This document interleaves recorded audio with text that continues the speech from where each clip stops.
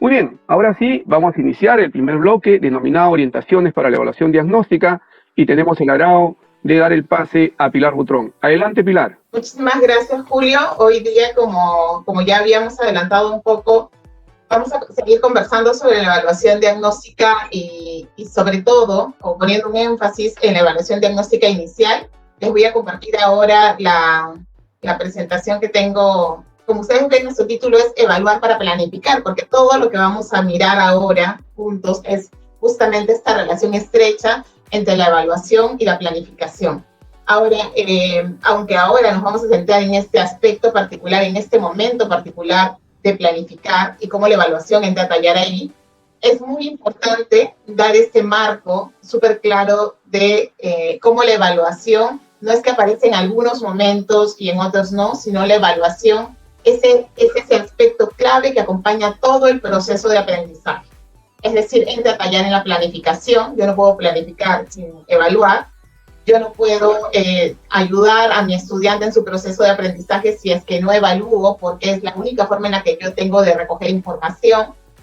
Y la evaluación finalmente también me ayuda a determinar niveles de logro que voy a poder ir como informando a los demás, a los mismos estudiantes, a las familias, ¿verdad? Es como tener este corte, este momento donde hago un pare para mirar qué es lo que está pasando con el estudiante, con sus aprendizajes, y colocar algún nivel de logro al respecto. Entonces, es importantísimo mirar cómo la evaluación, aunque en este momento la vamos a trabajar muy centrada en la planificación, la evaluación es un elemento clave que nos permite constantemente recoger información y diagnosticar. Es decir, la evaluación diagnóstica no es cosa solamente de un inicio de año, de un inicio de año escolar. Es cosa de todo el tiempo en el que estoy trabajando con el estudiante, ya que siempre voy a ir diagnosticando qué es lo que está pasando con sus aprendizajes para a partir de ello generar experiencias, marcar ciertas actividades o acciones que lo ayuden a ir avanzando en el desarrollo de sus competencias. Entonces, aquí sí me quiero centrar en algo muy importante que se relaciona justamente con esto. ¿Por qué necesito evaluar antes de iniciar el trabajo con mis estudiantes? Esto es importantísimo, lo tenemos como mucho en el discurso, solemos hablar mucho de siempre hablamos de evaluación diagnóstica antes de empezar el año con los estudiantes o al empezar el año con los estudiantes, pero no todos los docentes hacemos esta evaluación diagnóstica, no todos los docentes vamos recogiendo información antes de empezar a trabajar con nuestros estudiantes. Y esto es sumamente importante porque aunque mis estudiantes vienen de un grado, vienen, por ejemplo, de un tercer grado y ahora están conmigo en un cuarto grado, no quiere decir que todo aquello que corresponde al tercer grado fue realmente lo que él aprendió y lo que él tiene como parte de sus comprensiones. Entonces, ¿cómo puedo saber yo qué es aquello que él tiene y aquello que todavía no ha aprendido? Necesito evaluar. La evaluación es aquello que nos permite enfrentarnos a la vida en general. Entonces, la evaluación, como ya veníamos viendo en el webinar anterior, es parte de la vida. Es algo que hacemos constantemente y que necesitamos hacer. Por ejemplo, cuando nosotros vamos a la tienda y queremos comprar, no sé, algún tipo de pan y encuentro varios tipos de panes allí, yo evalúo tomando en cuenta varios aspectos qué pan comprar. Quizá por el gusto que tienen las personas que están en casa, qué es lo que les gusta más, quizá porque a lo mejor estoy a dieta y hay un pan que me ayuda a comer un poco menos de harina, quizá porque el pan es más grande o más pequeño, porque es más crocante y nos gusta más crocante. En todo momento estoy evaluando. La evaluación es inherente a nuestra vida, entonces mucho más es inherente al proceso de aprendizaje y también es inherente al proceso de planificación, por tanto, ¿no? Yo planifico el desarrollo de los aprendizajes de mis estudiantes, planifico para ello, entonces la evaluación es un punto clave ahí porque me permite obtener información y tomar decisiones. Entonces, miremoslo de este lado. Entonces, la pregunta es, ¿por qué necesito evaluar antes de iniciar el trabajo con mis estudiantes? Para conversar sobre esto, les he traído algunos casos que hemos ido como conversando y que tienen que ver con algunas cosas que nos suelen ocurrir. Como les decía, todos sabemos que tenemos que evaluar cuando los estudiantes llegan con nosotros y empiezan el año escolar. pero no siempre lo hemos hecho así, o no siempre sentimos que es importante hacerlo. Y les presento el primer caso. Pedro ha recibido a su grupo de estudiantes y les ha dado la bienvenida. Como efectivamente estamos a distancia, lo ha hecho a través de mensajes de texto, porque no tienen internet, muchos de sus estudiantes no tienen acceso a internet, entonces lo ha hecho a través de mensajes de texto, se ha comunicado con las familias y ha hablado con ellos para que en algunos casos se han conectado todos, y en algunos casos han escuchado toda la llamada, y en algunos casos ha hablado con las familias para que se los comuniquen a sus hijos. Él ha conversado con las familias para saber cómo están, cómo se sienten, al empezar el año escolar. Ustedes saben de que venimos de una situación súper compleja, entonces él recoge toda esa información para saber cómo están anímicamente, qué es lo que les ha pasado, cómo está también el estudiante y cómo está la familia. Esto le ha tomado tiempo. Me imagino que mirando a un estudiante, conversando con uno, con el otro, toma tiempo. Entonces, él se da cuenta que esto le ha tomado tiempo y por ello ha decidido que ya no va a recoger más información, ya ha recogido información sobre cómo están sus estudiantes y cómo están las familias, y va a empezar ya con la primera experiencia de aprendizaje, para no perder más tiempo, porque él piensa que esto necesita empezar ya, porque si no, no le va a alcanzar el tiempo para trabajar todo lo que necesita trabajar con los estudiantes. Cuando Pedro empieza a trabajar con los estudiantes y les plantea la primera experiencia de aprendizaje que él diseñó para trabajar con ellos, se da cuenta que sus estudiantes no están entendiendo, que sus estudiantes le hacen muchas preguntas y aún con las respuestas no conectan muy bien con la situación que le han planteado, que él les ha planteado. Se está dando cuenta que a pesar de que trata de acompañarlos lo más que puede, se les está haciendo muy difícil el proceso. Entonces, como sus estudiantes no logran avanzar, Pedro se pregunta, ¿qué está pasando con mis estudiantes? Si estos son los aprendizajes que corresponden al grado en el que están. Es decir, yo estoy trabajando con estudiantes de cuarto grado, yo estoy trabajando los aprendizajes pensados en cuarto grado. ¿Por qué no están trabajando bien? ¿Por qué no están logrando avanzar? ¿Qué está pasando con ellos? Eso es lo que se pregunta Pedro frente a esta situación. Pedro ha hecho todo un recojo de información, pero no precisamente en relación a aprendizaje.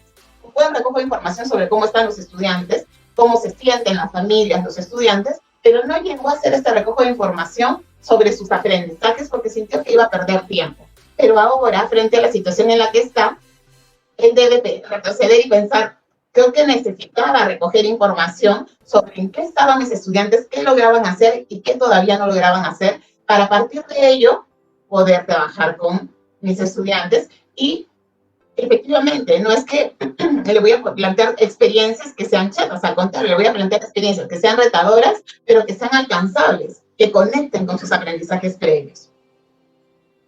El segundo caso es el caso de Lucía. Lucía ha empezado a trabajar con sus estudiantes a distancia y como no los conoce, porque ha recibido un grupo nuevo, les envió una carta de bienvenida a ellos y a sus familiares.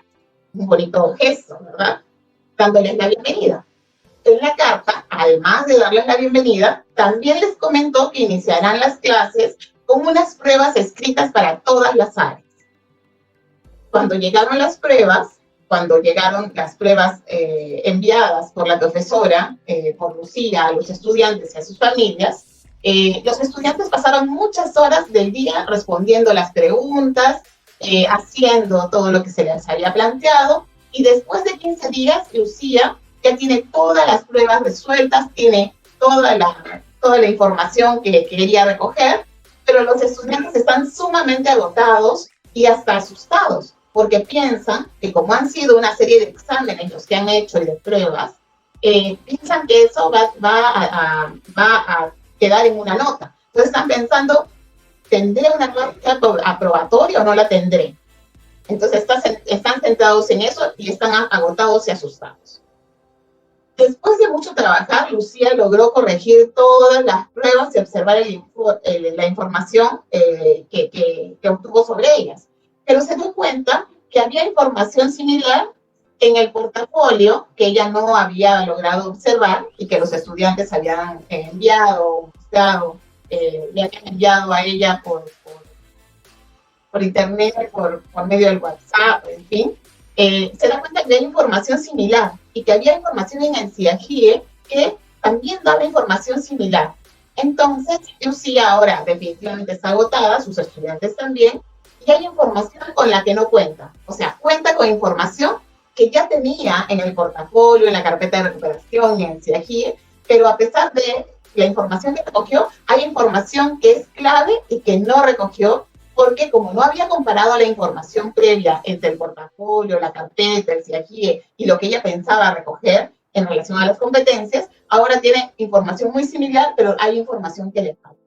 Entonces, ¿qué pudo hacer Lucía para no agotarse tanto ni agotar a sus estudiantes y aprovechar más la información que ella tenía? Hubiese sido interesante que Lucía pudiese revisar primero la información que tenía de los estudiantes. Alguna de esa información no la voy a tener hasta que tenga contacto con los estudiantes, pero por ejemplo la información en CIAGIE es información a la que puedo acceder y darme cuenta de en qué no tengo información, para a partir de ello determinar, sobre estas competencias necesito recoger. Esto es importante porque a pesar de que yo reciba un grupo de estudiantes del que no tengo mucha información sobre el desarrollo de sus competencias, yo docente tengo que decidir a qué le voy a poner el foco para recoger información en este momento. Es decir, voy a pensar qué es aquello que es lo primero que necesito saber y sobre lo primero que tengo que trabajar, porque son competencias que me van a permitir o van a habilitar el que el estudiante pueda seguir desarrollando otras competencias o lo van a ayudar. Un tercer y último caso, Hernán. Hernán empezó a trabajar el 1 de marzo y buscó información sobre sus estudiantes. Registró en el CIAGIE, conversó con el docente que estuvo con ellos en el grado anterior, tuvo la suerte de poder contactarlo, no todos lo vamos a poder tener. Revisó la carpeta de recuperación de los estudiantes que la llevaron, entre ellas algunas dudas, y entrevistó a los familias. Hizo un recojo de información de todo lo que pudo tener a mano. Luego de ello, después de ese tiempo de revisar todo esto que tenía a mano, se ha conectado con ellos para darles la bienvenida y conocerlos un poco más.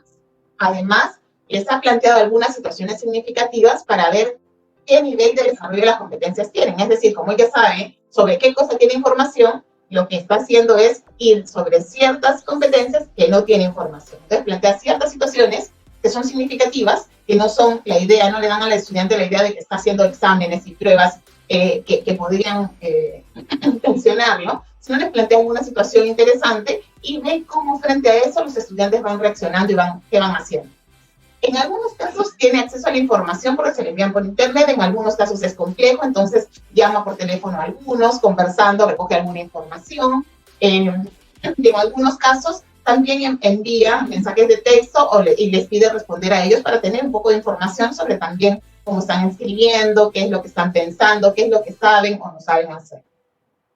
A partir de todo esto, él ha explorado muchas formas de recoger información con sus estudiantes. Formas que a lo mejor no teníamos pensadas cuando estábamos en la escuela, porque los teníamos allí, uno a uno, nos veíamos. Con toda esta información, él se ha dado cuenta qué cosa es aquello que sus estudiantes requieren consolidar en sus aprendizajes, en el desarrollo de sus competencias, y empezará a partir de ello a trabajar con ellos. Ahora, la pregunta es, ¿será suficiente la información que recogió? Ahí es donde entra también un aspecto muy importante. Yo no voy a poder recoger información sobre todas las competencias que tengo en el currículum, pero sí voy a poder determinar, a partir de mi análisis experto como docente, qué es aquello que necesito recoger y sobre qué necesito poner el foco primero. Ya tenemos un grupo de competencias seleccionadas según la RDM 193, pero además, yo como docente voy tomando decisiones y me doy cuenta que yo necesito que ellos puedan expresar sus ideas con claridad y que puedan producir textos y que puedan leer textos, porque esto me va a ayudar, por decir algo, en otras áreas también. Entonces voy a poner mi foco en ver si eso lo tienen desarrollado o no, y es una de las primeras cosas que voy a analizar. ¿Quiere decir entonces que la evaluación diagnóstica solamente la puedo realizar en este momento al inicio? No, a lo mejor recojo un poco de información aquí que me ayude a ir avanzando y a ir generando experiencias rotadoras, pero luego voy a ir recogiendo más información que me permita saber cómo están mis estudiantes y cómo van avanzando y en qué otras cosas tengo que poner énfasis en el trabajo que voy a plantearles. Entonces, volvemos sobre la pregunta. ¿Por qué necesito evaluar antes de iniciar el trabajo con mis estudiantes? Necesito hacer esto porque me permite conocer el nivel de desarrollo de las competencias de mis estudiantes. lo que me va a ayudar a varias cosas, a brindarles información sobre sus avances y dificultades. Los estudiantes tienen que saber qué es aquello que pueden hacer y aquello que no. No es información que voy a guardar como docente solo para mí, o que la voy a comunicar con al papá y mamá, pero no al niño. Al contrario, el estudiante tiene que saber, mira, hemos encontrado que has avanzado en esto, esto y esto otro, pero todavía tienes dificultades en estos aspectos y tenemos que trabajar sobre ello. No hay mejor cosa que el estudiante comprenda en qué tiene todavía dificultades para que pueda a partir de ello él también poner de su parte y trabajar en esos aspectos claves a desarrollar. Entonces, lo van a ayudar a enfocarse en aquello en lo que tiene que mejorar. También nos ayuda a plantear situaciones retadoras, pero alcanzables. Es decir, esto que le pasó a Pedro, ¿no? O sea, él pensó, está en el cuarto grado, aprendizajes de cuarto grado, pero no contó con que, y no es solamente por una cuestión de pandemia, no contó con que a veces, por no decir casi siempre, en el aula tenemos una variedad de niveles de aprendizaje de los estudiantes. Los estudiantes tienen sus competencias en diferentes niveles. Y por tanto, yo voy a encontrar que mis estudiantes, mi aula es un grupo heterogéneo. Frente a eso, yo tengo que trabajar con esa heterogeneidad. Entonces, yo, docente, si sé en qué tienen fortalezas, en qué debilidades, qué cosas les falta desarrollar, voy a poder plantear situaciones retadoras, pero alcanzables. Poniendo sobre todo el énfasis en aspectos claves para el desarrollo de la competencia. También me va a permitir conocer las fortalezas de las y los estudiantes para realizar un mejor proceso de mediación. Si yo sé que Juanita tiene alguna dificultad, yo durante mi proceso de mediación voy a poner un foco allí. No tiene tan desarrollado el trabajo autónomo, voy a poner el foco allí para ayudarla a ir desarrollando esta autonomía. Me permite también ayudar a que los procesos de aprendizaje de los estudiantes sean más rápidos y sin tantos retrocesos. Es decir, yo planteo una situación y si es que la situación los estudiantes no la pueden comprender porque está muy lejos de lo que ellos pueden trabajar en ese momento de acuerdo al nivel de desarrollo de sus competencias, lo que va a pasar es que yo me voy a demorar mucho más e inclusive voy a tener que retroceder buscando lo que están saliendo mis estudiantes frente a eso para ayudarlos a avanzar. Cosa que no tendría que hacer si yo ya recogí información o si trabajo en base a la información que recogí sobre el nivel de desarrollo de competencias de mis estudiantes. ¿Cómo realizar este proceso de evaluación diagnóstica al iniciar el año? Porque como decimos, la evaluación diagnóstica la realizo durante todo el año. Recojo información siempre para saber qué está pasando con sus aprendizajes. Pero quiero hacer esta de inicios de año. ¿Cómo es que realizo este proceso de evaluación? Primero, identifico las competencias seleccionadas para la etapa de conciliación de aprendizajes 2021. Eso quiere decir que en relación a la RDN 193, que hay un grupo de competencias seleccionadas, voy sobre ellas para ver cuáles son. Mi estudiante no puede haber trabajado otras, puede haber trabajado otras, pero estas son las mínimas indispensables. ¿Más allá puedo ir? Sí, pueden haber otras competencias que trabaje o que mi estudiante haya trabajado el año anterior. Recopila, busca toda la información existente sobre el desarrollo de las competencias, portafolio del estudiante, carpeta de recuperación, si es que la llevó o no la llevó, la evaluación de fines de año escolar 2020, una entrevista con el docente, las calificaciones registradas en el CIAGIE. Analiza esa información, no solamente la obtengas, analízala, evalúala, date cuenta de qué es aquello que los estudiantes lograron y qué es aquello que todavía no están logrando. En el caso de las competencias seleccionadas, para las que ustedes consideren que no tienen información, es sobre ellas que ahí voy a poner el foco en el recojo de información. Si yo ya tengo información sobre algunas, voy a recoger información sobre las que no tengo información. Y es ahí donde está este proceso de plantearle situaciones a los estudiantes para poder recoger información sobre aquello que no tengo información. Aquí he puesto esta diapositiva porque es interesante pensar en qué voy a evaluar. Si yo voy a plantear situaciones significativas, ¿qué es lo que voy a evaluar? Yo quiero observar, necesito observar el desarrollo de sus competencias. Entonces voy a observar un actuar competente. Para un actuar competente, el estudiante pone en juego un montón de elementos. Sus conocimientos, procedimientos que conoce, las ideas previas, sus creencias, sus valores, muchos elementos. Cosas que quizá yo no voy a poder visualizar. ¿Yo qué voy a poder visualizar? Su actuar competente. Pero su actuar competente va a reflejar todo aquello, va a dejar ver todo aquello que el estudiante conoce. Él va a combinar todos esos saberes para mostrarme su actuar competente.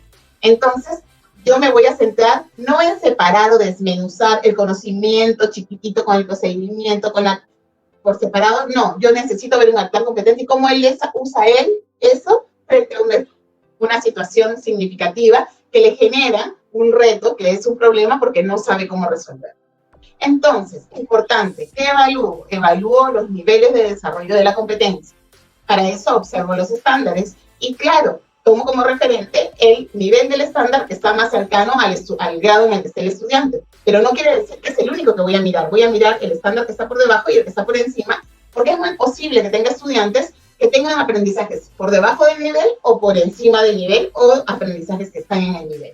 Importante, voy a evaluar competencias y, por tanto, los estándares son aquellos elementos que me van a permitir mirar ese progreso de la competencia. Entonces, si evalúo competencias, lo que yo voy a evaluar no son estas habilidades reproductivas o memorísticas o mecánicas. Haz la operación, haz la suma, haz la resta, que no son malas, pero no es lo que me va a dar información sobre una actividad competente. Si yo le planteo una situación problemática, él sí va a pensar él mismo, ¿qué es lo que tengo que hacer frente a esta situación? Y va a poner en juego lo que él sabe hacer para enfrentarse. Y yo voy a poder mirar qué puede hacer y qué no, para saber en qué ayudarlo. Entonces, yo evalúo recogiendo información a partir de situaciones que le planteo, que tienen que ver con que él experimente, evalúe, que cree proyectos, contextualice, haga un análisis, reflexione, me dé ideas sobre cómo solucionar algo, ¿verdad? Cree. Entonces, ¿qué producciones me permiten evaluar que el estudiante puede combinar esos recursos? ¿Cómo me doy cuenta que el estudiante combina esos recursos frente a una situación? ¿Qué situaciones le puedo presentar? ¿Qué producciones y actuaciones me pueden dejar ver eso? Que es de alta demanda cognitiva, que no es que lo ve y ya tiene la respuesta. Al interior de Perú Educa, ustedes van a encontrar, ahora Julio nos va a contar con detalle, van a poder encontrar unos fascículos que se han elaborado con situaciones significativas para el recojo de información. Estas situaciones significativas nos plantean un reto, una situación y un reto, y le plantean al estudiante algo frente a ellos. Frente a esto, le dan algunos elementos y el estudiante, al analizar esto, pone en juego sus competencias para resolver la situación planteada.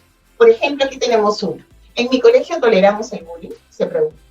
Entonces, lo que está pasando es que le van presentando al docente qué es lo que tiene que hacer para presentar esta situación, que presentan un caso, por ejemplo, el caso de Dana, que es el caso de este estudiante, que habla justamente de esta situación, y le presentan una serie de elementos, de recursos que pueden contribuir a que tenga mayor información sobre el caso de Dana y pueda generalizar un poco más. Frente a ello, le plantean, ahora tú escribe una carta abierta, que podría ser una carta, podría ser una infografía, podría ser cualquier elemento que ayude a que la información sea comunicada por el estudiante. Y en esa carta abierta sobre el rechazo al bullying, en la que debes incluir una propuesta para una convivencia armoniosa, considerando los derechos y la dignidad de las personas, y te dan algunas ideas de qué es lo que debe contener. ¿De dónde voy a sacar toda esa información? En los recursos que me dieron, hay información que yo debo usar, porque me han dado fuentes, para que yo pueda trabajar esto. ¿Qué es aquello que espero observar en el estudiante? Para ver la evidencia, aquí a costado ustedes ven esta carta, que está pequeñita, la van a poder mejor ver cuando entren a ver los fascículos. La niña ha escrito su carta y la ha enviado. Tenemos evidencia de lo que hace un estudiante frente a esa situación.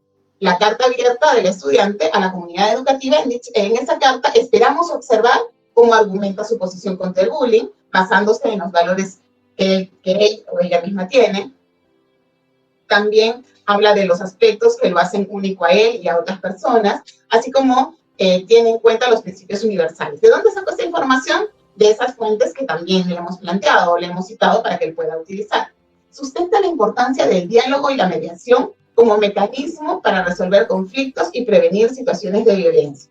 Da a conocer las normas que contribuyen a una buena convivencia a partir de la evaluación de acuerdos, normas, basándose en los derechos y los principios democráticos. Menciona estrategias para regular sus emociones ante situaciones de bullying. Propone acciones para una convivencia armoniosa a partir de la deliberación sobre el bullying. fundamentando sus propuestas en los derechos y la dignidad de la persona. Esto es alto, pero esto los extrae el estudiante a partir de las fuentes que leyó, pero no solamente no coge la información de las fuentes y la copia aquí. Tiene que hacer todo un análisis y tiene que escribir una carta donde se ve que efectivamente ella o él han puesto en juego todo lo que sabían hacer para escribir esta carta. Además de encontrar aquí información relacionada al área de desarrollo personal, ciudadanía y cívica, yo podría encontrar información sobre comunicación. Esta misma situación me puede permitir recoger información sobre comunicación. Y podría yo ir viendo la situación para ver de qué otras competencias o qué otras competencias puedo recoger con esta misma situación. Esto lo voy a encontrar en los recursos y orientaciones que están en el repositorio. Ahora Julio, al final de la presentación, nos va a contar un poco cómo ingresar a este lugar para poder acceder a estos ejemplos de situaciones significativas para la evaluación diagnóstica en las diferentes áreas. Estos son ejemplos, no los tengo que tomar tal cual. Por eso también tienen ejemplos de lo que hacen los estudiantes como para que podamos guiar el trabajo que vamos haciendo. Esto es lo que vamos a ver con Julio. Yo me quiero quedar antes, darle el paso a Mariela con esta frase que para mí es muy importante. La evaluación para diagnosticar no solo es al inicio del año. Ahí falta una coma, es siempre. Entonces, importantísimo que nosotros lo veamos así. La evaluación diagnóstica no es algo que hago solamente al inicio del año, sino es algo que hago durante todo el proceso para recoger información e ir retroalimentando al estudiante, ir retroalimentando las experiencias que voy planteando e ir retroalimentando mi práctica, cómo hago, cómo me acerco, mis estrategias. La evaluación es la fuente de información que me permite mejorar mi práctica y llegar de mejor manera al estudiante, y también le permite mejorar al estudiante porque tiene la información clara para él. Adelante, Mariela, muchísimas gracias.